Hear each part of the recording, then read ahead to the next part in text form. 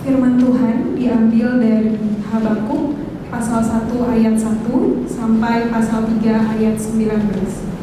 Dengarlah firman Tuhan. Ucapan ilahi dalam penghirapan Nabi Habakuk. Berapa lama lagi Tuhan aku berteriak, tetapi tidak kau dengar. Aku berseru kepadamu penindasan, tetapi tidak kau tolong. Mengapakah engkau memperlihatkan kepadaku kejahatan, sehingga aku memandang kelaliman? Ya, aniaya dan kekerasan ada di depan mataku. Perbantahan dan pertikaian terjadi. Itulah sebabnya hukum kehilangan kekuatannya dan tidak pernah muncul keadilan. Sebab orang fasik mengepung orang benar. Itulah sebabnya keadilan muncul terbalik. Lihatlah di antara bangsa-bangsa dan perhatikanlah. Jadilah heran dan tercengang-cengang. Sebab aku melakukan suatu pekerjaan dalam zaman yang tidak akan kamu percayai jika diceritakan. Sebab sesungguhnya akulah yang membangkitkan orang Kasdim, bangsa yang garang dan tangkas itu, yang melintasi lintang bujur bumi, untuk menduduki tempat kediaman yang bukan kepunyaan mereka. Bangsa itu dahsyat dan menakutkan, keadilannya dan keluhurannya berasal daripadanya sendiri. Kudanya lebih cepat daripada macan tutul, dan lebih ganas daripada serigala pada waktu malam. Pasukan berkudanya datang menderang, dari jauh mereka datang, terbang seperti Raja Wali yang menyambar mangsa. Seluruh bangsa itu datang untuk melakukan kekerasan. Serbuan pasukan depannya seperti angin timur, dan mereka mengumpulkan tawanan seperti banyaknya pasir. Raja-raja dicemoohkannya, dan penguasa-penguasa menjadi tertawaannya. Ditertawakannya tiap tempat berkubu, ditimbunkannya tanah, dan direbutnya tempat itu. Maka berlarilah mereka seperti angin, dan bergerak terus. Demikianlah mereka bersalah dengan mendewakan kekuatannya. Bukankah engkau ya Tuhan dari dahulu Allahku yang maha kudus? Tidak akan mati kami. Ya Tuhan, telah kau tetapkan dia untuk menghukumkan. Ya gunung batu, telah kau tentukan dia untuk menyiksa. Matamu terlalu suci untuk melihat kejahatan, dan engkau tidak dapat memandang kelaliman. Mengapa engkau memandangi orang-orang yang berbuat khianat itu, dan engkau berdiam diri apabila orang fasik menelan orang yang lebih benar dari dia? Engkau menjadikan manusia itu seperti ikan di laut, seperti binatang-binatang melata yang tidak ada pemerintahnya. Semuanya mereka ditariknya ke atas dengan kayu, ditangkap dengan pukatnya, dan dikumpulkan dengan payahnya. Itulah sebabnya dia bersukaria dan bersorak-sorai. Itulah sebabnya dipersembahkannya korban untuk pukatnya, dan dibakarnya korban untuk payahnya. Sebab oleh karena alat-alat itu, pendapatannya mewah, dan rezekinya berlimpah-limpah. Sebab itukah ia selalu menghunus pedangnya dan membunuh bangsa-bangsa dengan tidak kenal belas kasihan? Aku mau berdiri di tempat pengintaianku dan berdiri tegap di menara. Aku mau meninjau dan menantikan apa yang akan difirmankannya kepadaku dan apa yang akan dijawabnya atas pengaduanku. Lalu Tuhan menjawab aku demikian. Tuliskanlah penglihatan itu dan ukirkanlah itu pada loh-loh, supaya orang sambil lalu dapat membacanya. Sebab penglihatan itu masih menanti saatnya, tetapi ia bersegera menuju kesudahannya dengan tidak menipu. Apabila berlambat-lambat, nantikanlah itu, sebab itu sungguh-sungguh akan datang dan tidak akan bertanggung. Sesungguhnya orang yang membusungkan dada tidak lurus hatinya, tetapi orang yang benar itu akan hidup oleh percayanya. Orang sombong dan hianat, dia yang melagak, tetapi ia tidak akan tetap ada. Ia mengangkat mulutnya seperti dunia orang mati, dan tidak kenyang-kenyang seperti maut, sehingga segala suku bangsa dikumpulkannya, dan segala bangsa dihimpunkannya. Bukankah sekalian itu akan melontarkan peribahasa mengatai dia, dan nyanyian olok-olok serta sindiran ini? Celakalah orang yang menggaruk bagi dirinya apa yang bukan miliknya, berapa lama lagi, dan yang memuati dirinya dengan barang gadaian. Bukankah akan bangkit dengan sekonyong-konyong mereka yang menggigit engkau, dan akan terjaga mereka yang mewujudkan engkau, sehingga engkau menjadi barang rampasan bagi mereka? Karena engkau telah menjarah banyak suku bangsa, maka bangsa-bangsa yang tertinggal akan menjarah engkau karena darah manusia yang tertumpah itu, dan karena kekerasan terhadap kota dan seluruh penduduknya itu. Celakalah orang yang mengambil laba yang tidak halal untuk keperluan rumahnya, untuk menempatkan sarang di tempat yang tinggi, dengan maksud melepaskan dirinya dari genggaman malapetaka. Engkau telah merancangkan celah ke atas rumahmu ketika engkau bermaksud untuk menghabiskan banyak bangsa. Dengan demikian, engkau telah berdosa terhadap dirimu sendiri. Sebab batu berseru-seru dari tembok, dan balok menjawabnya dari rangka rumah. Celakalah orang yang mendirikan kota di atas darah, dan meletakkan dasar benteng di atas ketidakadilan.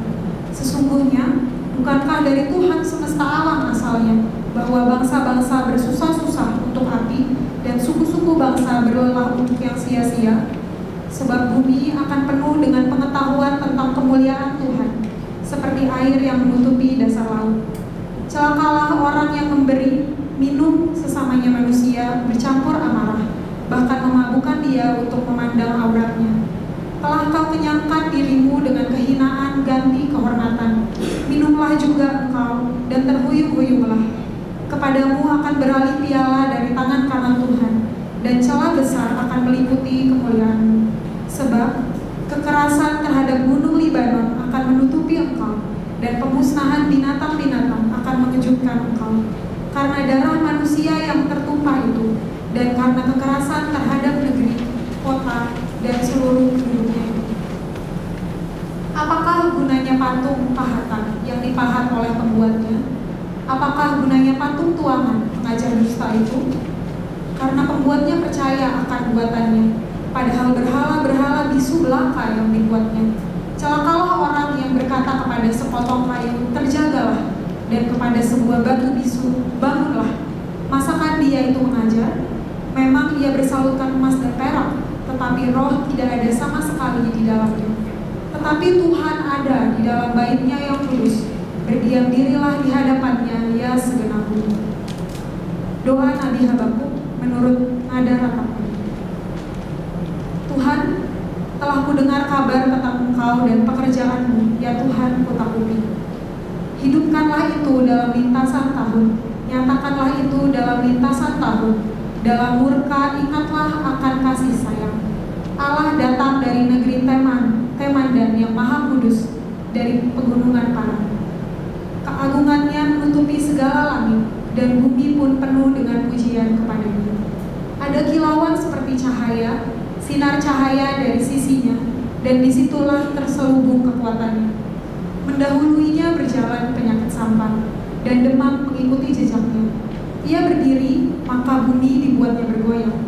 Ia melihat berkeliling, maka bangsa-bangsa dibuatnya melompat terkejut. Hancur gunung-gunung yang ada sejak purba, merendah bukit-bukit yang berabad-abad. Itulah perjalanannya berabad-abad.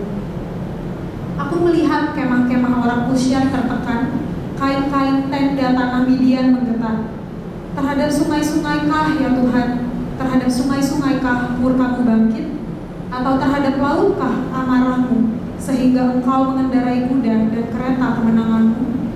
Busurmu telah Kau buka, telah Kau isi dengan anak panah. Engkau membelah bumi menjadi sungai-sungai, melihat Engkau gunung-gunung gemetar. Air bah menderu lalu, samudra raya memperdengarkan suaranya dan mengangkat tangannya.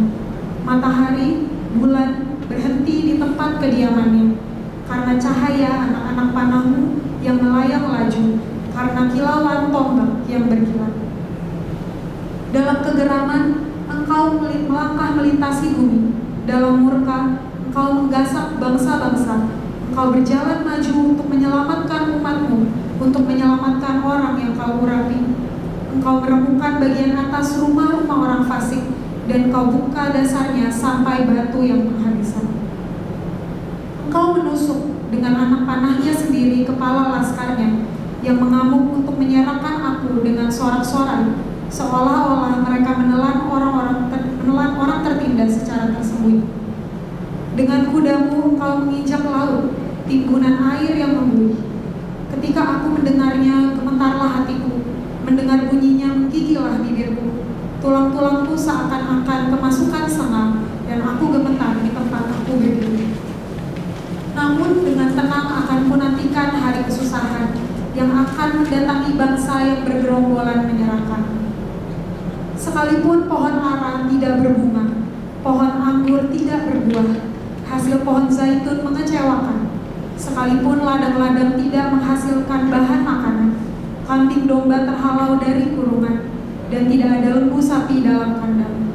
Namun aku akan bersorak-sorak di dalam Tuhan, beria-ria di dalam Allah yang menyelamatkan aku.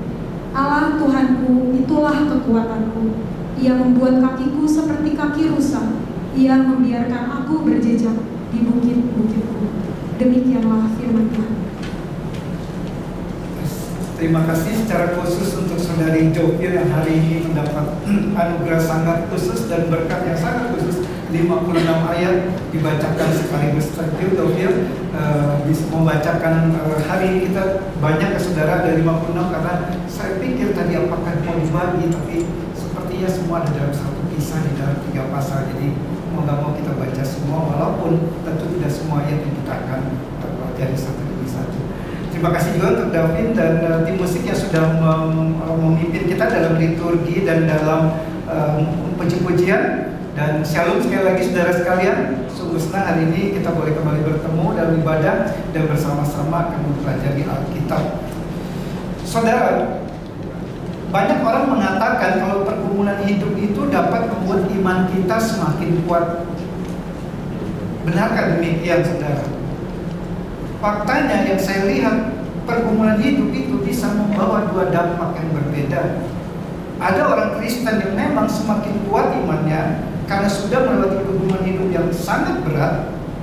Tapi ada juga orang Kristen yang justru menjadi lemah imannya, bahkan sampai meninggalkan Tuhan karena kecewa dengan pergumulan hidup yang dirasakan sangat berat, yang dia tidak dapat terima. Mengapa Allah mengizinkan itu menimpa hidupnya? Jadi ada yang semakin dekat dengan Tuhan karena pergumulan hidup, tapi ada juga yang semakin jauh dari Tuhan karena pergumulan hidup. Ada yang jadi makin rajin ke gereja karena lagi dalam pergumulan, tapi ada juga yang semakin jarang ke gereja waktu hidupnya banyak kesusahan. Nah pertanyaannya saudara, mengapa bisa demikian? Apa yang salah di sana? Apakah karena pergumulan itu sebenarnya terlalu berat untuk dipikul orang tersebut sehingga dia tidak mampu menjalaninya dengan iman? Atau karena dia tidak mengkaitkan pergumulan tersebut dengan imannya, dia tidak menjalani satu pergumulan hidup seperti yang seharusnya seorang Kristen lakukan?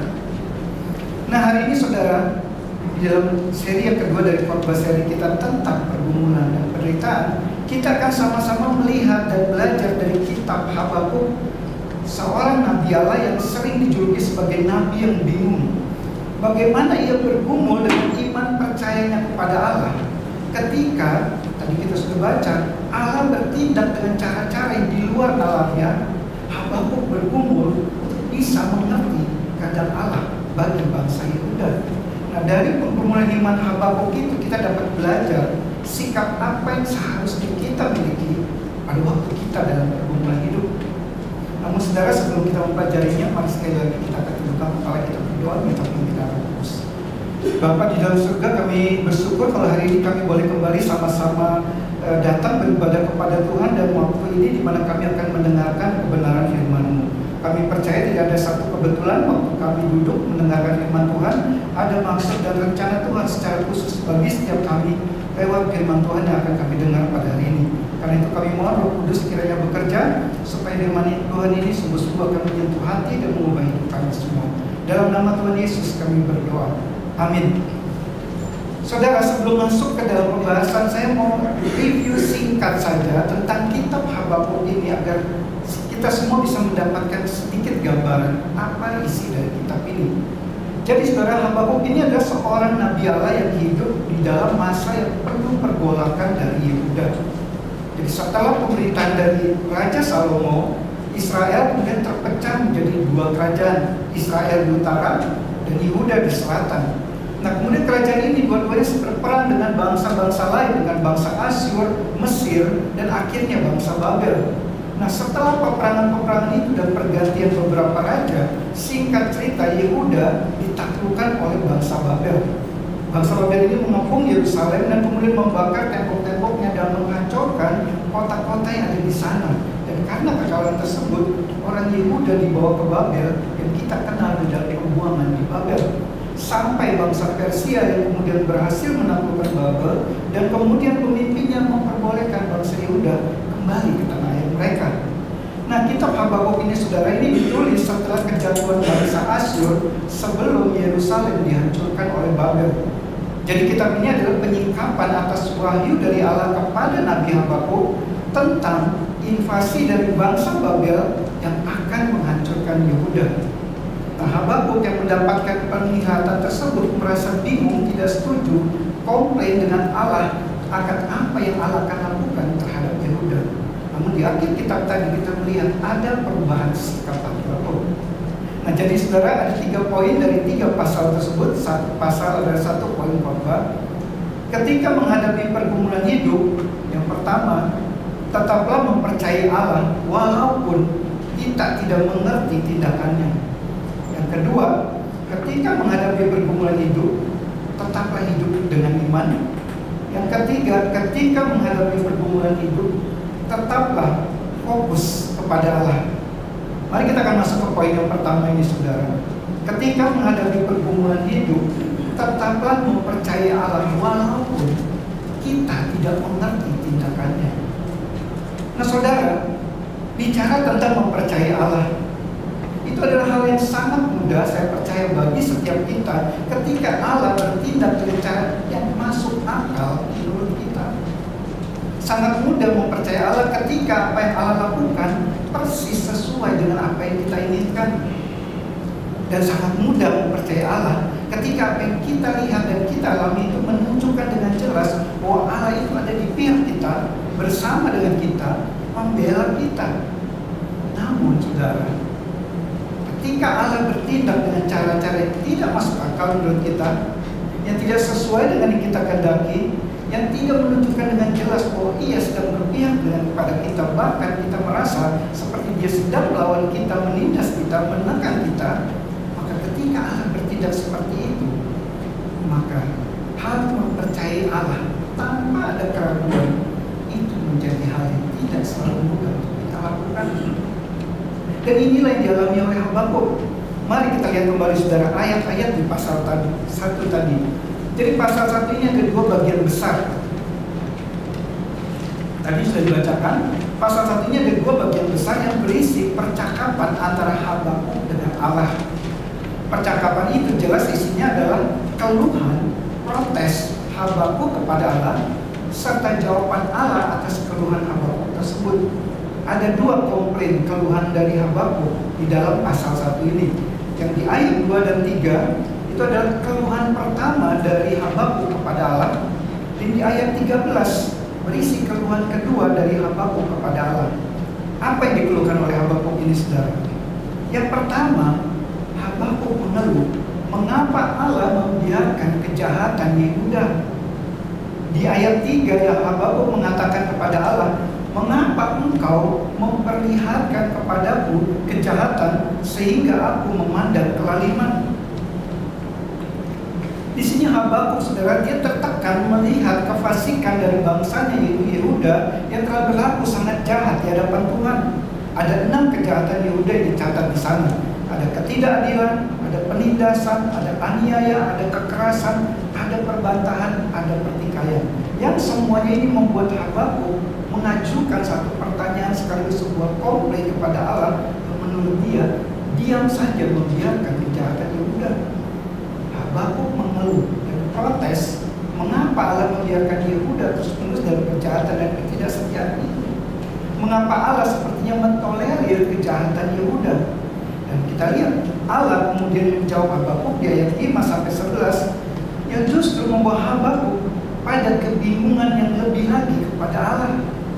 Mengapa, saudara? Karena di dalam penglihatan yang Allah berikan itu, Allah mengatakan bahwa Ia pasti akan menghukum Yehuda karena ketidaksetiaan dan kejahatan Yehuda tersebut. Tetapi penghukuman Allah itu akan dilakukannya lewat orang-orang Kasdim yang adalah musuh dari Yehuda. Habakuk langsung protes kepada Allah, saudara. Di ayat 13b ia katakan kepada Allah, mengapa engkau memandangi orang-orang yang berbuat khianat itu dan engkau berdiam diri apabila orang fasik menelan orang lebih benar dari dia. Habakuk tidak menyangkali akan kejahatan Yehuda, bangsanya itu. Habakuk juga berdoa agar Allah menghukum Yehuda karena kejahatan mereka. Tetapi menurut Habakuk, sejahat-jahat Yehuda, mereka tetap lebih baik jika dibandingkan dengan orang Kasdim. Jadi ini protes Habakuk yang kedua kepada Allah. Mengapa engkau menghukum Yehuda dengan cara demikian? Habakuk tidak setuju dengan cara penghukuman Allah yang memakai bangsa yang adalah musuh dari Yehuda. Nah saudara, ini satu sisi dari iman Habakuk. Dia mempertanyakan cara Allah, metode yang Allah pakai. Dia tidak setuju dengan cara Allah itu, dan dia tidak mengerti tindakan Allah itu. Namun saudara, itu baru satu sisi dari iman Habakuk yang sedang terguncang dan mengalami turbulensi melihat apa yang akan Allah lakukan. Tapi di sisi satunya saudara, kita melihat iman Habakuk yang pada saat yang sama dia tetap menaruh kepercayaan yang besar kepada Allah. Di tengah-tengah segala keluhan itu, segala protesnya, ketidaksetujuannya, ketidakmengertian Habakuk atas apa yang Allah lakukan, Habakuk menyatakan iman percayanya dan pengenalannya akan Allah yang tetap dia pegang. Di ayat 12, Habakuk menyatakan dengan tegas apa yang ia percayai tentang Allah. Dikatakan di ayat 12, bukankah engkau ya Tuhan dari dahulu Allahku yang maha kudus, tidak akan mati kami. Ya Tuhan, telah kau tetapkan dia untuk menghukumkan. Ya gunung batu, telah kau tentukan dia untuk menyiksa. Kita lihat di sini saudara, di dalam ketidakmengertian dan ketidaksetujuan Habakuk atas tindakan Allah itu, ia tetap menyatakan imannya kepada Allah. Bukankah engkau ya Tuhan dari dahulu Allahku? Ini sebuah statement yang bukan statement dari seseorang yang sedang dalam kebingungan, yang sedang bertanya-tanya.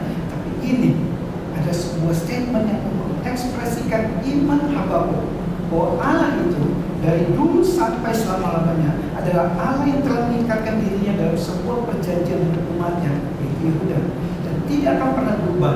Allah selama-lamanya adalah Allah Yehuda. Dan Habakuk yakin bahwa Allah perjanjian yang akan menghukum Yehuda karena tidak setia ini tidak akan membinasakan umatnya sendiri. Itu yang dikatakan dengan tegas, penuh keyakinan di ayat 12 tadi, tidak akan mati kami. Lalu ia memanggil Allah dengan sebutan gunung batu.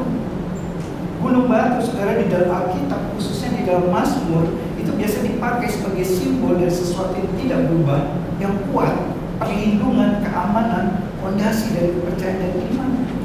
Habakuk kita lihat, dia tetap percaya Allah walaupun ia benar-benar tidak mengerti dan tidak setuju dengan cara dan tindakan Allah. Ia bertanya, mengapa ya Tuhan?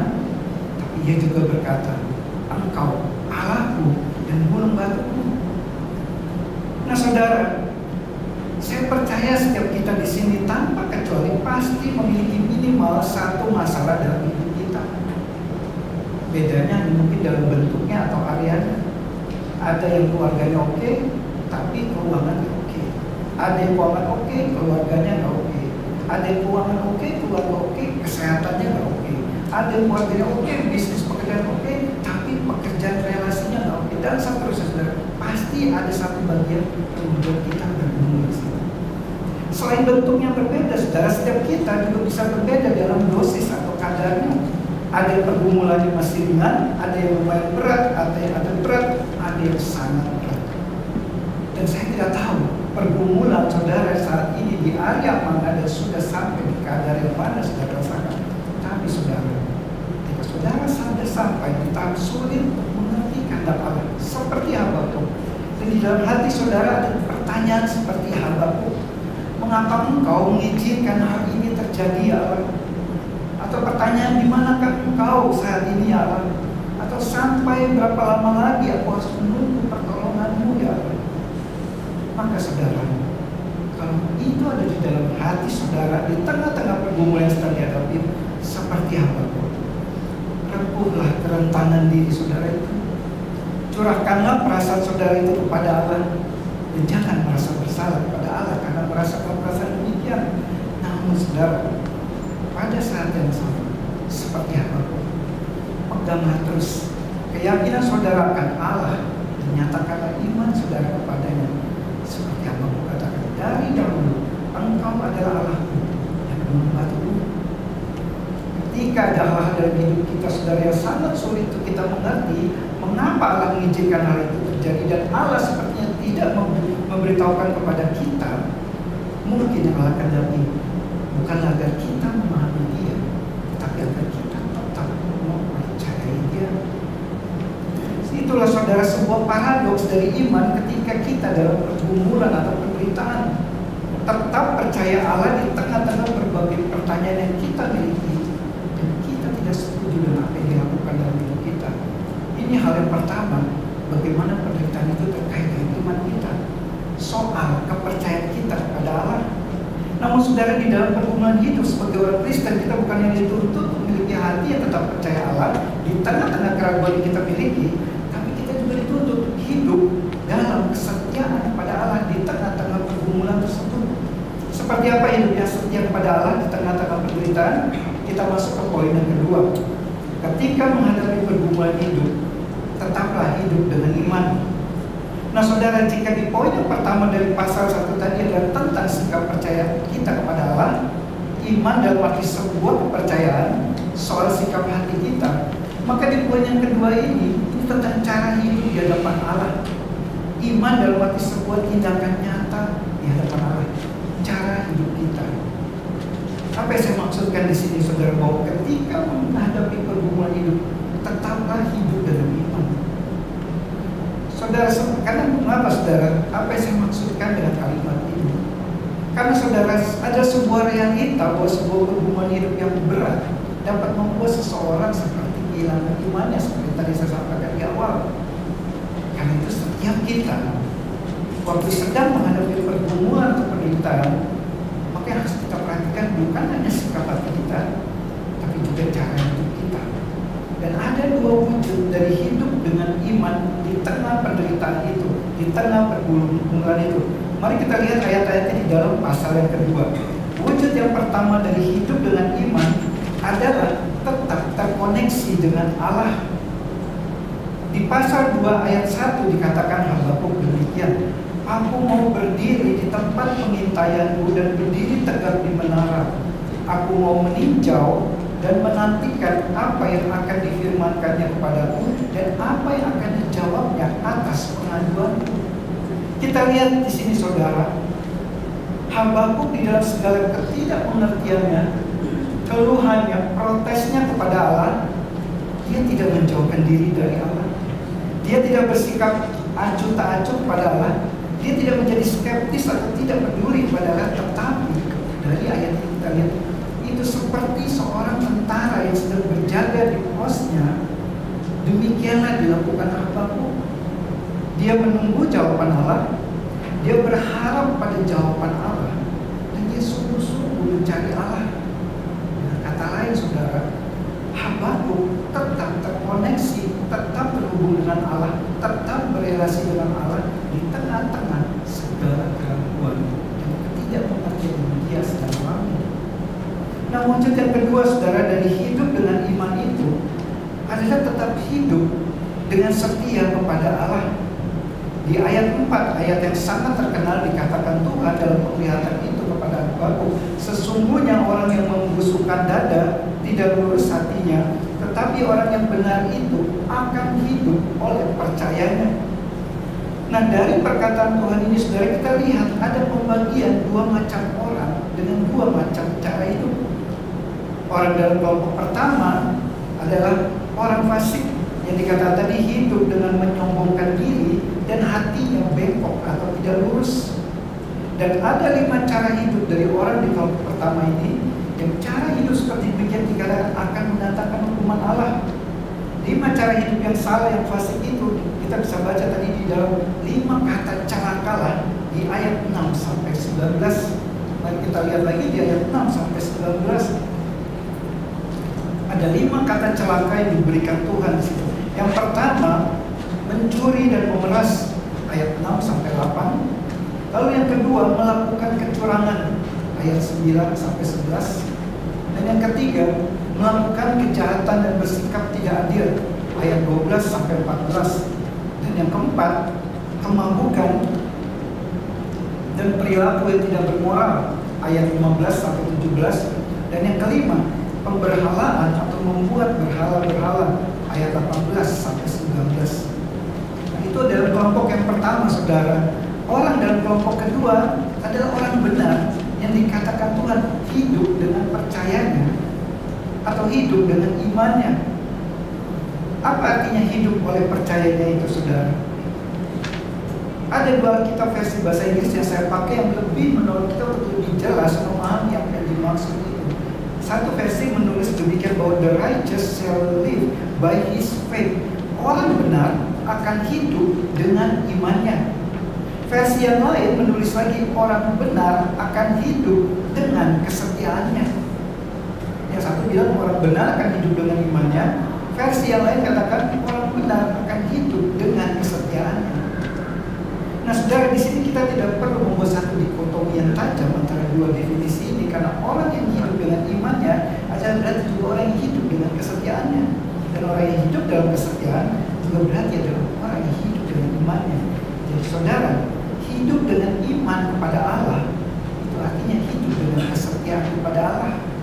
Dan ini artinya satu cara hidup yang kontras, yang berbeda dengan cara hidup yang satunya, yang dalam 5 celakalah itu. Jika orang fasik, mereka mencuri dan memeras, maka orang benar, orang yang hidup dengan imannya, dia akan memberi dan berbelas kasih. Jika orang fasik, tadi kita baca dia melakukan kecurangan, maka orang yang hidup dengan imannya akan melakukan kejujuran. Jika orang fasik melakukan kejahatan dan ketidakadilan, maka orang yang hidup dengan imannya akan melakukan kebaikan dan bersikap adil. Dan jika orang fasik tadi dikatakan menjalani hidup dalam kemabukan dan perilaku yang tidak bermoral, maka orang yang hidup dengan imannya akan hidup dengan pengendalian diri dan hidup menjaga moralnya. Dan jika orang fasik tadi dikatakan melakukan penyembahan berbagai berhala, maka orang yang hidup dengan imannya yang hidup menyembah hanya satu Allah sejati. Dan bukankah, saudara, itu kontras yang dikatakan Paulus juga di dalam surat Galatia, antara kontras orang yang hidup menurut keinginan daging dan hidup menurut roh. Dikatakan Paulus di dalam Galatia 5 ayat 19-22, perbuatan daging telah nyata, itu percabulan, kecemaran, hawa nafsu, penyembahan berhala, perselisihan, kepentingan diri sendiri, pemabukan, pesta pora, dan seterusnya. Dan sedangkan buah roh, dikatakan Paulus, adalah kasih, sukacita, damai sejahtera, kesabaran, kemurahan, kebaikan, kesetiaan, kelemahan lembutan, penguasaan diri.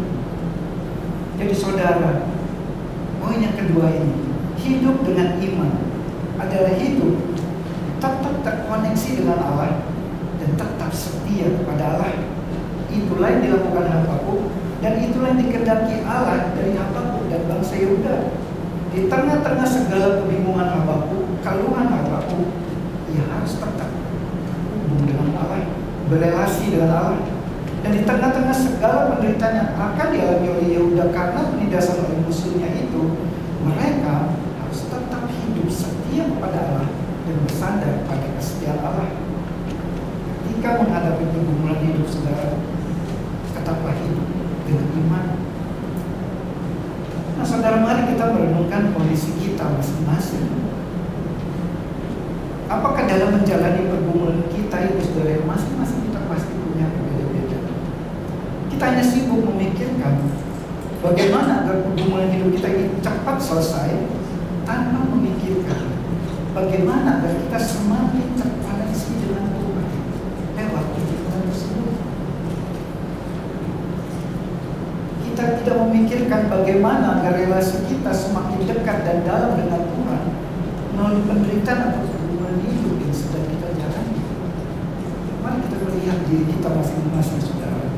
Apakah waktu kita menjalani pergumulan hidup, kita juga memikirkan hal ini? Nah, tentu saja, saudara, tidak ada yang salah dengan memikirkan cara bagaimana agar pergumulan hidup kita cepat selesai. Tidak ada yang salah dengan sikap yang ingin segera lepas dari pergumulan dan penderitaan hidup kita. Namun, jika ini saja yang kita pikirkan, maka tanpa kita sadari kita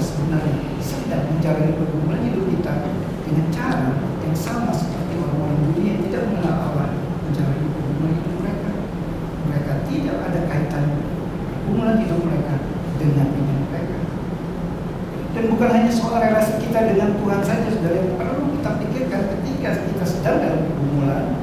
Seperti ayat ini tadi kita baca, soal cara hidup kita. Apakah ketika dalam pergumulan hidup kita tetap menjaga dan memeriksa cara hidup kita setiap hari? Apakah saya masih berjalan dalam track-nya Tuhan? Masih berjalan dalam koridornya Tuhan? Masih dengan setia mengindahkan hukum-hukum dan perintah Tuhan? Atau perlahan-lahan kita mulai bergeser dari hidup yang setia kepada hukum Allah menjadi hidup yang mengikuti cara hidup orang dunia ini?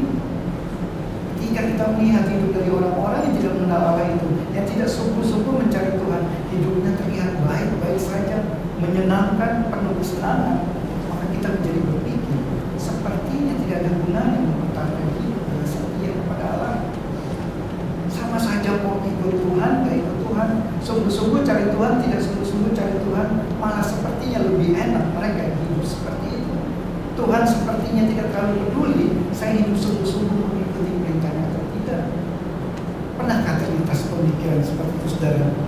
Ketika saudara dalam pergumulan hidup dan melihat apa gunanya saya mempertahankan hidup tetap setia kepada Allah kalau pergumulan ini tidak beres-beres dari hidup saudara kita. Nah, saudara, waktu Allah menyatakan 5 celakalah di ayat 6 sampai 19 tersebut, saudara, itu bukan hanya menunjuk kepada cara hidup fasik dari para penindas Yehuda, orang-orang Kasdim itu, bukan hanya juga menjadi satu awasan dan peringatan bagi Yehuda agar mereka tidak hidup dengan cara yang demikian, tapi saudara, itu juga menjadi satu peringatan awasan bagi setiap kita, orang-orang Kristen saat ini. Sangat mungkin jika kita tidak berhati-hati, kita ikut hidup seperti yang demikian. Allah memperhatikan dan menghendaki agar kita tetap terkoneksi dengan Dia, tetap setia menjaga hidup kita di tengah-tengah pergumulan hidup yang sedang kita alami. Nah, saudara, sekarang pertanyaan selanjutnya, waktu kita bicara tentang kaitan dan hubungan hidup dengan iman, bagaimana jika pergumulan hidup itu bukan hanya tidak selesai-selesai dari hidup kita, tapi makin tambah banyak, satu belum selesai, tambah yang baru lagi? Apa yang harus kita lakukan? Kita masuk ke poin yang ketiga yang terakhir. Ketika menghadapi pergumulan hidup, tetaplah fokus kepada Allah. Nah, saudara, jika di pasal 1 dan 2 tadi itu berisi percakapan antara Habakuk dan Allah, Habakuk mengajukan pertanyaan dan komplain kepada Allah, Allah menjawab Habakuk. Maka di pasal 3 ini kita lihat jelas berbeda sekali dengan pasal 1 dan 2. Di pasal 3 ini berisi doa pujian Habakuk kepada Allah. Kalau kita perhatikan, saudara, di pasal 3 ini dari ayat 3 sampai 15 berisi pujian pengagungan Habakuk akan kebesaran Allah yang begitu indah, kemuliaan Allah, kedahsyatan Allah yang menggambarkan dari apa yang akan Allah lakukan di masa depan. Kita lihat ayat-ayatnya. Di ayat 3 dikatakan keagungannya menutupi segenap langit dan bumi pun penuh dengan pujian kepadanya. Di ayat 4 ada kilauan seperti cahaya. Di ayat 6 ia berdiri maka bumi dibuatnya bergoyang. Ayat 10 melihat engkau gunung-gunung gemetar, samudra raya mengangkat tangannya. Di ayat 15 dengan kudamu engkau menginjak laut. Dan Allah juga digambarkan Habakuk seperti seorang pahlawan perang yang gagah perkasa, yang dengan gila gemilang menghancurkan semua musuhnya. Di ayat 7 dikatakan kemah orang Kushan tertekan, tenda orang Midian bergetar, takut akan kedatangan Allah. Ayat 8 engkau mengendarai kereta kemenanganmu. Ayat 9 busurmu telah kau buka, engkau membelah bumi. Ayat 12 engkau menggasak bangsa-bangsa. Dan di ayat 13 engkau berjalan maju menyelamatkan umatmu, engkau meremukkan rumah orang fasik. Habakuk menggambarkan kemuliaan Allah yang begitu luar biasa di dalam pujian nyanyian ini. Dan dari pujian Habakuk ini, saudara, kita melihat Habakuk juga melakukan satu flashback kisah perbuatan Allah di masa lalu bagi umatnya. Seluruh perjalanan panjang bangsa Israel sejak pembebasan dari Mesir, perjalanan lewat Laut Merah, melintasi padang pasir sampai kemenangan dalam peperangan melawan para musuh Israel sampai pendudukan tanah Kanaan, ada di dalam pujian dari Habakuk ini. Di ayat 4 dan 5 dikatakan ada di situ disebutkan soal penyakit sampar. Ini mengingatkan kembali akan apa yang Allah lakukan di Mesir. Lalu di ayat 8 mengingatkan kembali bagaimana Allah membelah Laut Merah dan menenggelamkan tentara-tentara Mesir. Dan di ayat 11 mengingatkan kembali waktu matahari berhenti dalam perang Israel di Gibeon, di mana Allah melalui Yosua menahan matahari sehingga tidak bergerak dan Israel menang dalam peperangan itu. Apa yang kita lihat di sini, saudara, dari begitu pada ujian Habakuk kepada Allah, kita melihat perubahan yang begitu besar di dalam diri Habakuk. Jika sebelumnya di pasal 1 isinya keluhan, protes Habakuk kepada Allah, maka di pasal 3 ini isinya adalah pujian pengakuan Habakuk kepada Allah. Jika sebelumnya Habakuk protes kepada Allah yang memakai bangsa Babel untuk menghukum Yehuda, sekarang di bagian akhir dari ayat 16 pasal 3 ini, ia katakan, dengan tenang akan kunantikan hari kesusahan yang akan mendatangi bangsa yang bergerombolan menyerang kami. Habakuk sangat yakin bahwa Allah akan menghukum Babel dan menindas Yehuda. Dan puncak dari keyakinan iman Habakuk yang begitu besar, saudara, ini terlihat dari ayat 17 dan 18. Satu bagian yang saya percaya sangat terkenal dari kitab Habakuk. Sekalipun pohon ara tidak berbunga, pohon anggur tidak berbuah hasil, pohon zaitun mengecewakan, sekalipun ladang-ladang tidak menghasilkan bahan makanan, kambing domba terhalau dari kurungan, dan tidak ada lembu sapi dalam kandang. Namun, katakan, aku akan bersorak-sorai di dalam Tuhan, beria-ria di dalam Allah yang menyelamatkan aku. Bayangkan, saudara, Habakuk daftarkan semua sumber makanan, ada pertanian, ada peternakan, itu ada sumber perdagangan ekonomi masyarakat pada zaman itu. Ada pohon ara, pohon anggur, pohon zaitun, ladang, kambing domba, lembu sapi. Kalau semua itu tidak ada, maka itu adalah bencana besar, krisis pangan, krisis ekonomi yang sangat besar, kelangsungan hidup bangsa itu akan terancam. Tetapi Habakuk katakan, bahkan kalaupun semuanya itu tidak ada, dia akan tetap percaya kepada Allah. Apa yang terjadi, saudara, sehingga Habakuk mengalami pergeseran yang sedemikian drastis? Bukan karena Allah mengecap sikap Habakuk yang protes kepada dirinya, tidak ditulis di sana Allah menjadi marah karena Habakuk bingung dan protes kepada Allah. Tetapi, saudara, karena fokus Habakuk telah berubah dari fokus kepada dirinya menjadi fokus kepada Allah. Sebelumnya waktu Habakuk masih fokus pada dirinya, ia mengeluh karena Allah seperti berdiam diri melihat kejahatan Yehuda. Waktu Habakuk masih fokus pada dirinya, ia protes dengan cara Allah yang menghukum Yehuda yang menurut dia tidak benar. Dan ketika Habakuk mesti berfokus pada dirinya, Habakuk seperti ingin mengatur Allah bertindak sesuai dengan yang dia kehendaki. Habakuk akan senang, sukacita, memuji Allah jika Allah lakukan ini, lakukan itu sesuai yang dia inginkan. Dan sebaliknya dia akan sedih, berduka, mengeluh ketika Allah bertindak tidak seperti yang diharapkan. Tapi di sini, saudara, dapat kita lihat bahwa Habakuk masih fokus sama dirinya. Secara tidak langsung Habakuk sebenarnya sedang menetapkan syarat-syarat yang Allah harus penuhi, baru dia akan memuji Allah.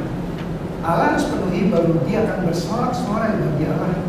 Keyakinannya kepada Allah sangat kondisional, tergantung dari sebaik apa kondisinya, baru dia akan memiliki keyakinan pada Allah. Tapi, saudara, di pasal 3 Habakuk berfokus kepada Allah. Maka Habakuk bukan hanya tidak memberikan syarat Allah lakukan ini, lakukan itu bagi dia, bukan hanya ia tidak lagi bergantung pada kondisi tertentu baru dia akan memuji Allah, memiliki keyakinan pada Allah. Tapi di ayat 16-17, bahkan jika ia sampai berada dalam kondisi yang paling buruk sekalipun yang bisa dialami, ia akan tetap bersorak dan memuji Allah. Begitu Habakuk fokusnya pada Allah, maka sumber sorak-sorainya adalah Allah, sumber kekuatannya adalah Allah. Di ayat 18 dan 19, saudara, dari pasal 3 ini, mari kita sama-sama juga kembali renungkan ini. Seperti apa pergerakan iman kita ketika kita menghadapi satu pergumulan itu? Apakah dari awal kita mengalami pergumulan tersebut sampai hari ini yang keluar dari mulut kita hanyalah keluhan demi keluhan, protes demi protes, pertanyaan demi pertanyaan, keraguan demi keraguan, dari awal sampai sekarang hati dan mulut kita masih terasa sangat berat untuk menyatakan pujian dan keyakinan kita kepada Allah. Atau saudara, kita mengalami seperti Habakuk, awalnya masih mengeluh, awalnya masih protes, awalnya masih tidak setuju, awalnya masih mengajukan pertanyaan-pertanyaan, mengapa Tuhan, sampai kapan Tuhan? Namun sekarang sudah tidak ada lagi keluhan itu, tidak ada lagi syarat ini itu kita ajukan kepada Tuhan. Apakah sekarang saudara kita dapat berkata kepada Allah seperti Habakuk, sekalipun pergumulanku ini belum selesai, sekalipun aku tidak mengerti mengapa Allah membiarkan ini terjadi dalam hidupku, sekalipun tidak ada gambaran kapan dan seperti apa pergumulanku ini akan berakhir, namun aku akan bersorak-sorak di dalam Tuhan yang adalah penyelamatku dan kekuatanku. Hanya jika kita sudah berfokus kepada Allah, barulah kita dapat berkata seperti yang aku katakan ini, sebuah ekspresi iman yang begitu besar kepada Allah. Nah saudara, itu 3 hal yang dapat kita pelajari dari kitab Habakuk. Ketika dalam pergumulan hidup, bagaimana kita menyikapinya dengan benar, tetap percaya kepada Allah walaupun masih banyak pertanyaan kita yang kita tidak memahami, dan harus tetap hidup dengan iman, tetap melekat terkoneksi dengan Allah, dan harus tetap fokus kepada Allah. Namun saudara, selain dari 3 hal itu, ada satu lagi kebenaran yang sangat penting dalam kitab Habakuk ini, yang bahkan satu kebenaran yang teramat agung. Kita sudah baca tadi, Habakuk minta keadilan Tuhan atas mereka yang berlaku jahat, dan ia meminta anugerah Tuhan bagi mereka yang berlaku setia kepada Allah. Di pasal 3 ayat 2 di bagian akhir, Habakuk katakan, dalam murka ingatlah akan kasih sayang. Di dalam seluruh Alkitab ini saudara, di manakah 2 elemen tersebut hadir bersama-sama? Murka dan kasih sayang. Di atas kayu salib, Kristus, Allah yang datang ke dalam dunia dalam rupa manusia, harus mati di salib untuk memenuhi keadilan Allah, sekaligus membawa anugerah Allah bagi kita orang-orang berdosa ini. Di salib Kristus itulah bertemu murka Allah dan kasih Allah, dan melalui kematian Kristus itu, murka Allah kepada manusia berdosa, kita semua itu terbayarkan, dan melalui kematian Kristus itu saudara, kasih anugerah Allah juga dicurahkan bagi kita manusia-manusia berdosa ini. Karya Kristus itulah yang dapat membuat kita menjadi orang benar, seperti yang dikatakan di pasal 2 ayat 4 tadi. Hanya dengan iman kepada Kristuslah manusia dapat menjadi orang benar di hadapan Allah. Amin.